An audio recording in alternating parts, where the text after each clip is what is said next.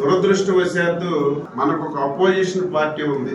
ఆ opposition party కూడా ఈ రోజే వచ్చి పార్టీ పెట్టి మాట్లాడితే దానికి ఒక అర్థం ఉంటుంది. గత 5 సంవత్సరాలు ఈ రాష్ట్రానికి పరిపాలన చేసినటువంటి వ్యక్తి అధికారంలో ఉన్నప్పుడు 5 సంవత్సరాలు ఆంధ్రప్రదేశ్ రాష్ట్రంలో రైతులకు ఎటువంటి ఇబ్బందులు వచ్చినా, సైక్లోన్లు వచ్చినా, తుఫాన్లు వచ్చినా, ఏ సమస్య వచ్చినా తాడేపల్లి ప్యాలెస్ దిగిరానటువంటి వ్యక్తి అధికారం పోయేసరికి ఈ రోజు రైతులు గుర్తొస్తున్నారు. గుర్తు రావడమే కాదు, ఆయన ఈ రాష్ట్రంలో ఉంటే నిరంతరం ఈ ప్రభుత్వం చేస్తున్నటువంటి కార్యక్రమాలు పర్యవేక్షిస్తే ఈ ప్రభుత్వం రైతుల గురించి ఏం చేశారో తెలుస్తుంది. వారంలో ఒక రోజు రావడం, ఒక వారం కార్యకర్తలతో ముచ్చటించడం, ఒక వారంలో ప్రెస్ మీట్ పెట్టి సాక్షి టీవీలో, పేపర్లో పచ్చి అబద్ధాలు, అది వినడానికే అసహ్యంగా ఉన్నటువంటి అబద్ధాలు. ఎంతో మంది నాయకులను చూశాను. ప్రభుత్వాన్ని విమర్శించవచ్చు, ప్రభుత్వాన్ని నిలదీయొచ్చు,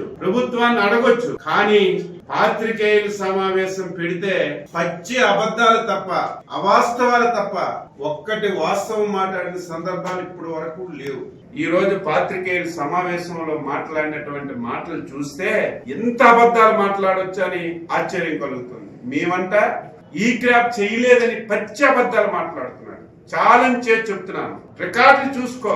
ఏ మండలానికే నెల్లు, ఏ ఊరికే నెల్లు, నీలాగా ఈ క్రాప్ అని చెప్పి 55-65% కాదు, 100% ఈ క్రాప్ చేయమంటే ఈ రోజు ఆంధ్రప్రదేశ్ ప్రభుత్వం 105% మొత్తం ఈ క్రాప్ చేసి ఈ దేశంలో ఒక ఆదర్శంగా ఈ క్రాప్ చేస్తే అసలు ఈ ప్రభుత్వం ఈ క్రాపే చేయలేదని నిస్సిగ్గుగా మాట్లాడుతున్నారు.